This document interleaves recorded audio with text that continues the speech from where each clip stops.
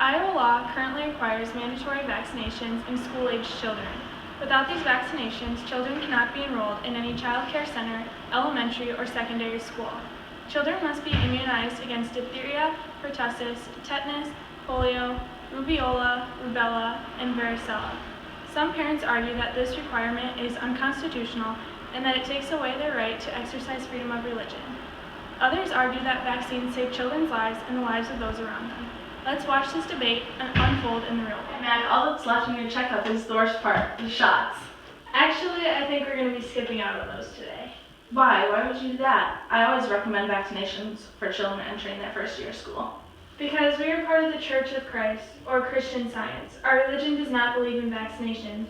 In fact, they actually disapprove of them. Well, then you're going to have to file for a religious exemption.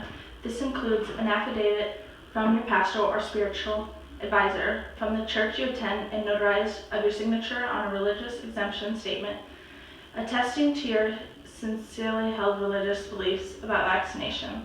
However, I strongly recommend getting the vaccinations. Smallpox, polio, whooping cough, diphtheria, and rubella are now prevented by vaccinations, and millions of children's lives are saved. Infections can spread quickly through small, unvaccinated communities.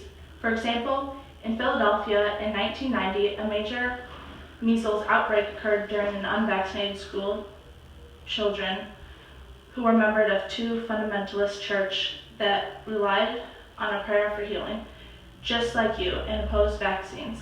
Also, in 1994, a measles outbreak occurred in a community like the one you're in that objected to vaccination. The outbreak originated with a teenager who lived in Illinois and attended a Christian Science boarding school in Missouri. Her illness contributed to significant outbreaks across both states.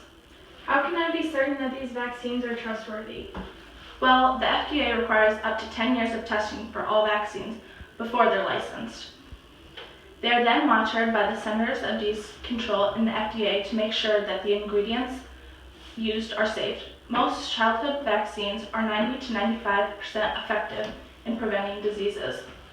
I can't bring myself to put my son's life in danger. My religion states that we can heal all things through prayer rather than through medicine, and I'm a very strong believer in that. Thank you for your time. I'll be contacting the school immediately about this issue.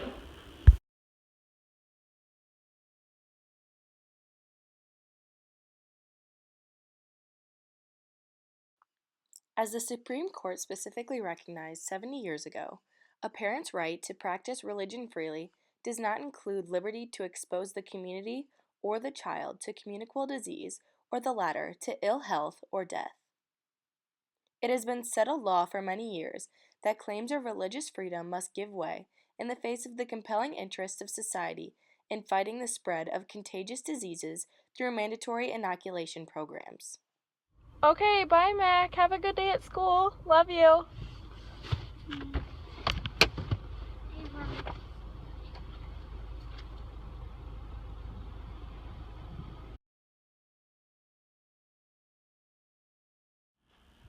What is this?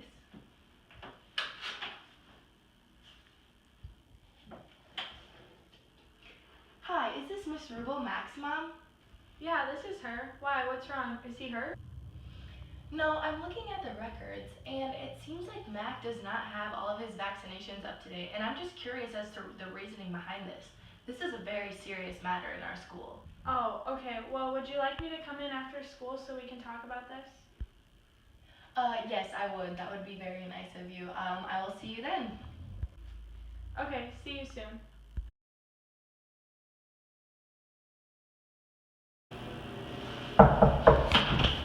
Hi, Mr. Rubel, please come in. What is the meaning of all this? Please, take a seat. So I was just looking at your son's file right here, and I've noticed that he is not fully up to date on his vaccinations, and that is a very serious problem here at our school. It is my constitutional right to practice my religion in any way. I'm sorry, but you cannot be enrolled in any licensed school here in Iowa without evidence of adequate immunizations against harmful diseases.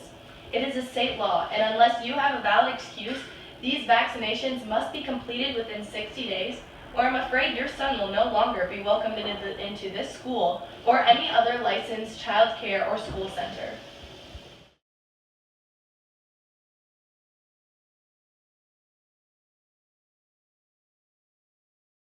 Without vaccinations and without exemption, a student will not be allowed to be enrolled in a licensed school or daycare. If the student is in the process of receiving all necessary vaccinations as rapidly as is medically feasible, the department shall adopt rules relating to the provisional admission to an elementary or secondary school or licensed child care center. To qualify for professional enrollment, applicants shall have received at least one dose of each of the required vaccines or to be a transfer student from another school. The amount of time allowed for provisional enrollment shall be soon as medically feasible, but shall not exceed 60 calendar days. The period of provisional enrollment shall begin on the date the provisional certificate is signed. At the end of the provisional enrollment period, the applicant or parent or guardian has not been submitted a certificate of immunization, the admitting official shall immediately exclude the child from the benefits, activities, and opportunities of the school or licensed child care center until the applicant or parent or guardian submits a valid certificate of immunization. That's ridiculous. You can't take away my son's right to education. It's not ridiculous. Unvaccinated children are a hazard to our society, and also those in our school. Vaccines are one of the great public health achievements of the last couple of centuries. They protect us from diseases that used to routinely kill hundreds of thousands of children in the United States and still kill hundreds of thousands globally. PER is all I need to protect myself and my son from diseases.